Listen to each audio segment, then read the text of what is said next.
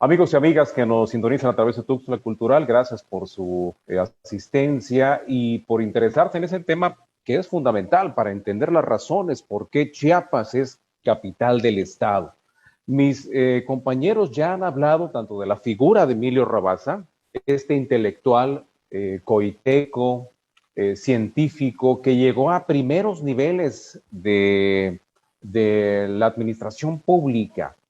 Ahí estriba la primera diferencia entre los gobernadores antes de Rabasa y a partir de él.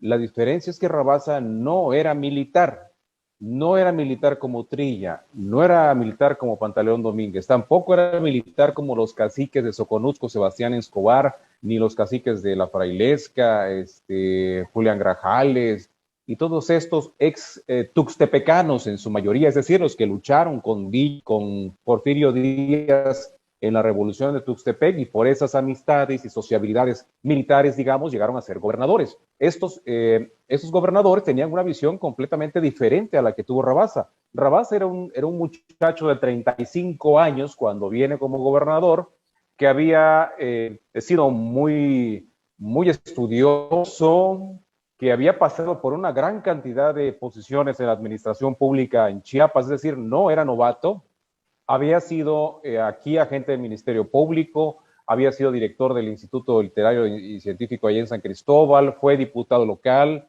litigó también, y esas experiencias y aprendizajes le construyeron y configuraron un modelo de Estado, sabía perfectamente bien las rutas cuando en rutas muy difíciles, y era un viacrucis viajar a la Ciudad de México, y él había viajado tanto cuando se iba a estudiar a Oaxaca, que venía a ver a sus papás, se iba a caballo y en carreta, conocía las rutas, y también se iba por la zona norte rumbo a San Juan Bautista, allá en Tabasco, hoy Villahermosa, para poder llegar a la Ciudad de México por ambas rutas. Él conocía, él había configurado geoestratégicamente el estado de Chiapas. Además de esto, fue secretario particular del gobernador de Oaxaca, y de ahí Rabasa se va a las grandes ligas, se va a la Ciudad de México, juez de primera instancia, agente del Ministerio Público, y cuando estaba listo para ser el ministro de Justicia a nivel nacional, es decir,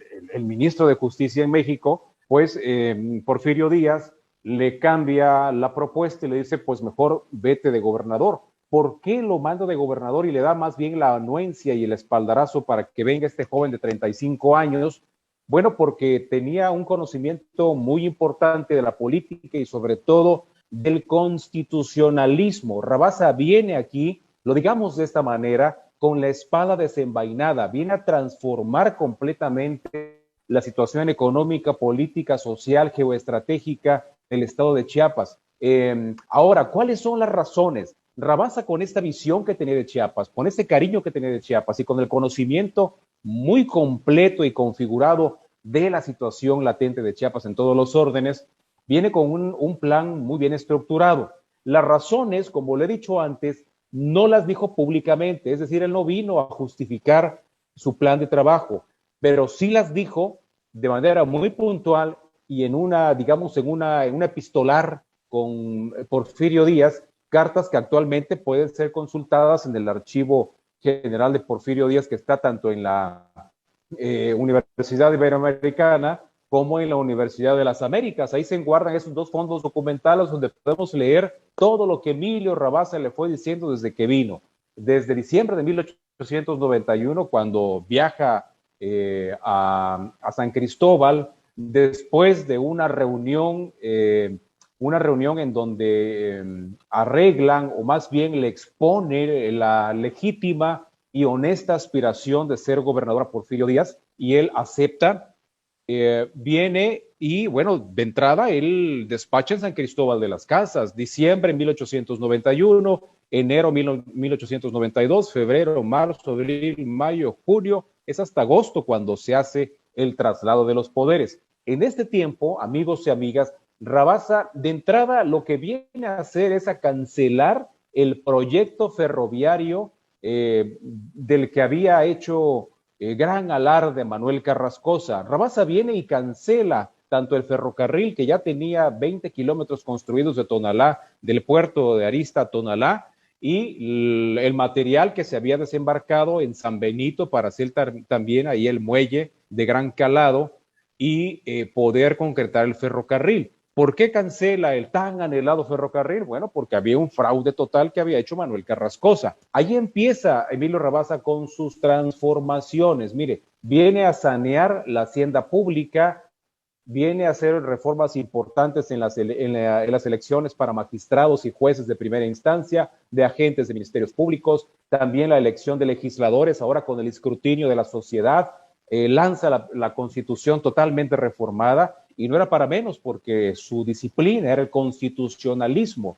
Entonces, intelectualmente, Rabasa supera en mucho a sus antecesores gobernadores, y lo que viene a vender y lo que viene a transformar es su capital intelectual y la experiencia legal constitucional que Rabasa tenía. Las razones fundamentalmente fueron sociogeográficas. ¿Por qué digo sociogeográficas? Y además también en la dimensión económica.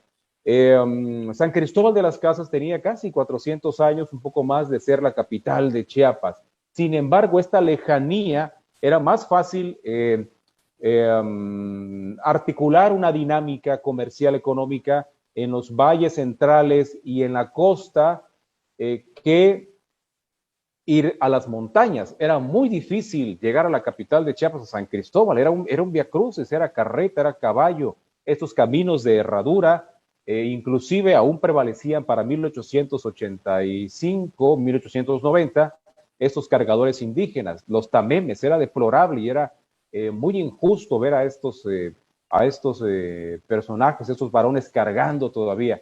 Chiapas tenía condiciones completamente diferentes a la Ciudad de México. Entonces Rabasa empieza a ver la posibilidad de traer la capital a Tuxtla para transformar esta dinámica comercial, para empujar las gestiones, para tener una comunicación más expedita con los jefes políticos del centro y Soconusco y la costa, porque hay que apuntar que habían intenciones separatistas en Soconusco. Esta lejanía y esta muy difícil atención hasta el último reducto con la frontera había generado en los soconuquenses el ferviente deseo de separarse nuevamente de la República, y eso no le parecía a Porfirio Díaz. Por eso ve muy bien, después de mucho carteo, en junio de 1892 le escribe una carta en respuesta Porfirio Díaz y le dice: ¿sabes qué? Estoy de acuerdo con las condiciones que argumentas, Emilio, y autorizo el traslado de Tuxtla con base en las razones que usted expone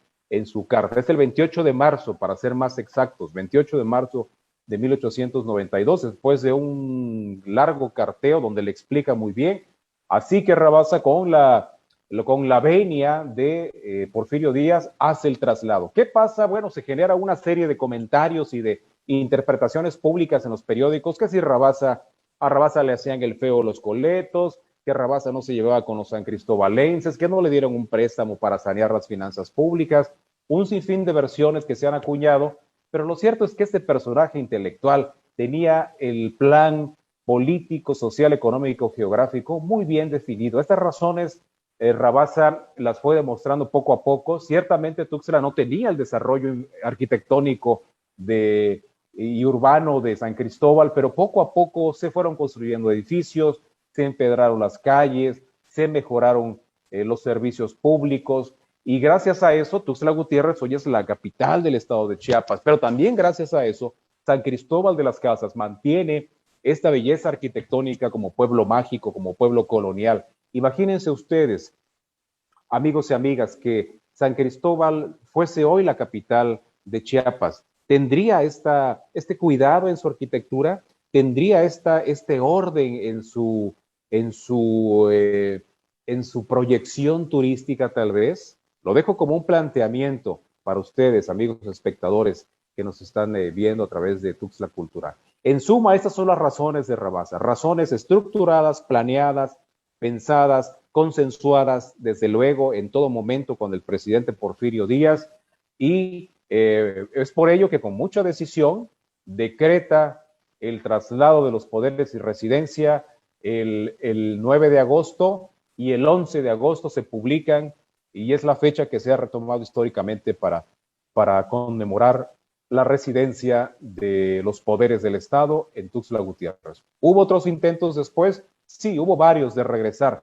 El último fue hasta con Lázaro Cárdenas cuando vino de campaña aquí. Le plantean, quizá por última vez, los sancristobalenses de que era necesario regresar a la capital y en campaña Lázaro Cárdenas visita Tuxtla y no le agrada mucho y luego va a San Cristóbal y le hacen una comida y ve los edificios coloniales y se hace un debate y una petición que finalmente no se concreta. Tuxtla hoy es la capital del estado de Chiapas. Muchas gracias por su atención. Instituto Nacional de Antropología e Historia. Secretaría de Cultura. Gobierno de México.